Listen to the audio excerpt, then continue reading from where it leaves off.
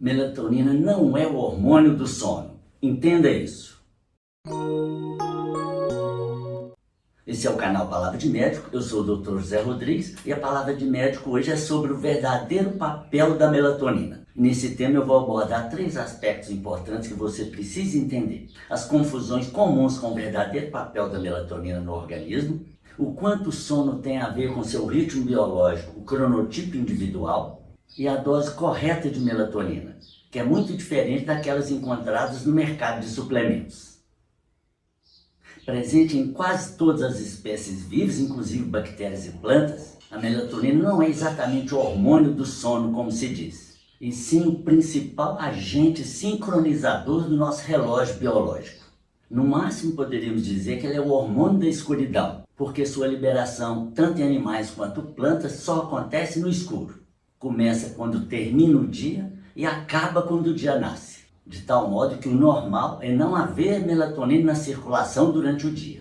Se ela fosse realmente o hormônio do sono, não teria seu pico de liberação no meio da noite em animais de hábitos noturnos, como morcegos, ratos e vagalumes. Se esses animais precisam do máximo de atenção e vigília durante a noite para procurar alimento, fugir de predadores, etc., um hormônio do sono nessa hora seria seu fim. Por isso se vê que sua função específica não é produzir sono, e sim regular o ritmo circadiano, que orienta os processos metabólicos no ciclo de atividade e repouso nas 24 horas do dia. E ainda tem a estreita relação entre melatonina e serotonina, pois quando começa a liberação de melatonina, cessa a produção de serotonina e vice-versa.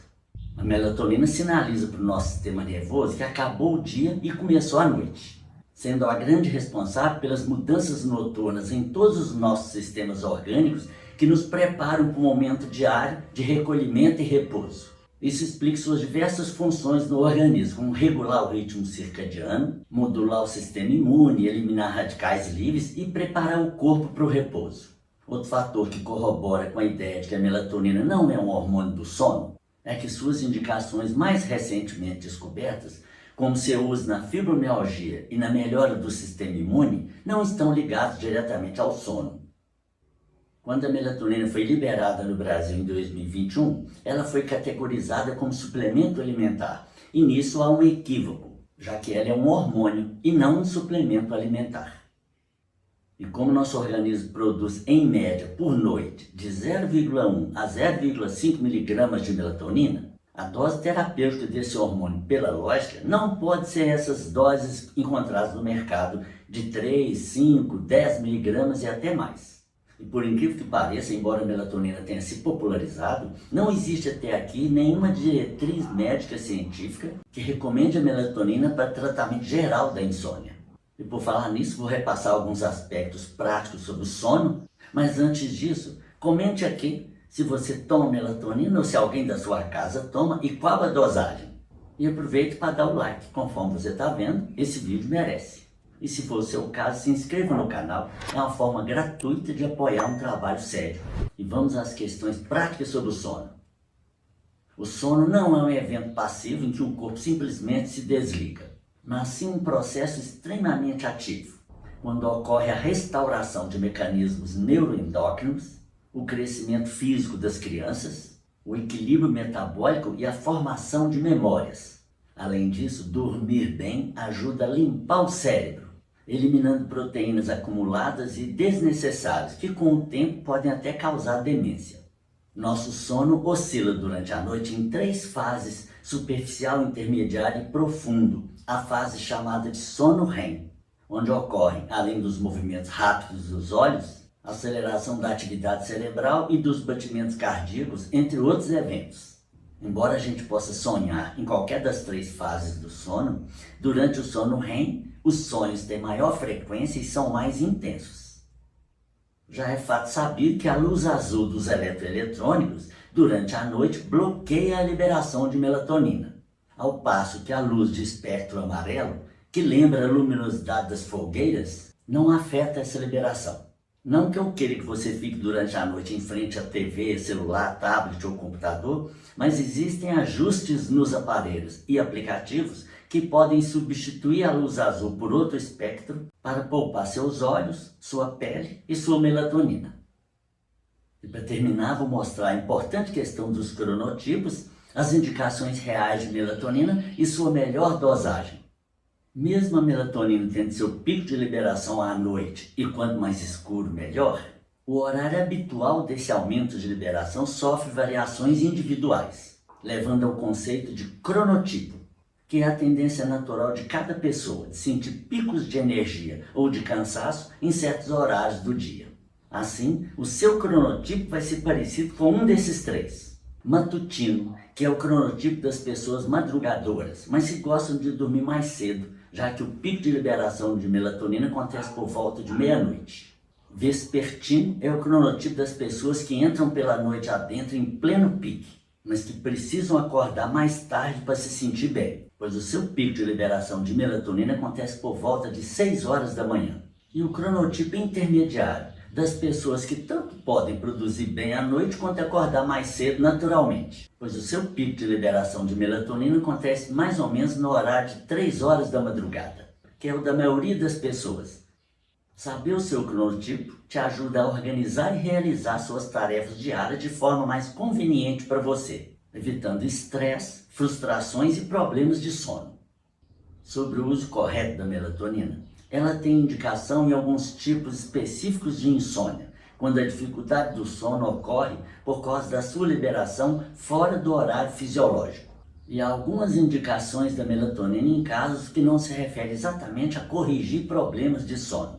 É o caso do transtorno comportamental do sono REM, em que a pessoa reage com grande agitação física e gritos aos sonhos intensos ou pesadelos que acontecem nessa fase do sono. Pessoas com transtorno de espectro autista ou com deficiência visual e comorbidades, como obesidade, diabetes, podem apresentar uma melhor qualidade de vida fazendo uso correto da melatonina. O fenômeno do jet lag, a dificuldade de se ajustar ao fuso horário após longas viagens, como ocorre principalmente com os profissionais da aviação, melhora bem com o uso de doses apropriadas de melatonina. Há certas classes de medicamentos, como os beta-bloqueadores, que reduzem a liberação de melatonina, sendo que seus usuários, a critério médico, também devem fazer uso desse hormônio. Por causa da diminuição da produção de melatonina com a idade, pessoas acima de 50 anos podem se beneficiar com doses adequadas de melatonina, geralmente inferiores a 0,7 mg. E como eu disse antes, o uso da melatonina em pacientes com fibromialgia ou com baixa imunidade tem dado bons resultados. A nossa melatonina é produzida no centro do cérebro, numa glândula chamada pineal, cuja projeção na testa é chamada de terceiro olho, tendo por principal matéria-prima o aminoácido essencial triptofano. E, portanto, o simples fato de priorizarmos alimentos ricos em triptofano pode ser suficiente para manter nossos níveis adequados de melatonina. E os alimentos dessa lista são bons exemplos disso. Adotar as medidas chamadas de higiene do sono e acrescentar esses alimentos na sua dieta, na maioria dos casos já resolve o problema de insônia sem uso de medicamentos ou de suplementos. Nesse vídeo eu mostro isso direitinho. Depois que terminar esse aqui, você confere lá. Sobre exames para diagnosticar deficiência de melatonina, ainda não há consenso sobre seus níveis considerados normais, por causa da grande oscilação individual desses valores. Portadores de hipertensão arterial severa, doenças autoimunes, histórico de convulsão ou depressão, devem ter cautela ao tomar melatonina, porque eles são mais sensíveis aos seus efeitos colaterais, como agitação, fadiga, irritabilidade e perturbação do sono. Por ser sensível à luminosidade, a melatonina deve ser armazenada fora do abrigo da luz e até na hora da sua ingestão deve-se evitar a luminosidade no ambiente. Em nome da associação direta entre melatonina e sono, da ideia de que quanto mais melhor, da divulgação leiga de vários benefícios desse hormônio, e devido à sua fácil disponibilidade no mercado de suplementos, há um exagero nas doses e no tempo de uso desse hormônio, gerando problemas que os usuários nem sempre relacionam com o excesso dessa suplementação. As doses terapêuticas de melatonina, na maioria dos casos, está sempre abaixo de 1 mg. Mas infelizmente, as doses encontradas comumente no mercado de suplementos, 3, 5, 10 miligramas, ultrapassam em muito a nossa cota diária de produção e liberação e excede a necessidade da grande maioria dos indivíduos. Se você faz uso de melatonina, saiba que doses acima de 1 miligrama, com algumas exceções, mesmo que pareça estar ajudando, está perturbando o seu ciclo hormonal natural. Que bom que você chegou até aqui. Espero que essas informações deixem você mais esperto com essa questão da melatonina. E esse era o tema de hoje. Muito obrigado. Vejo você no próximo vídeo.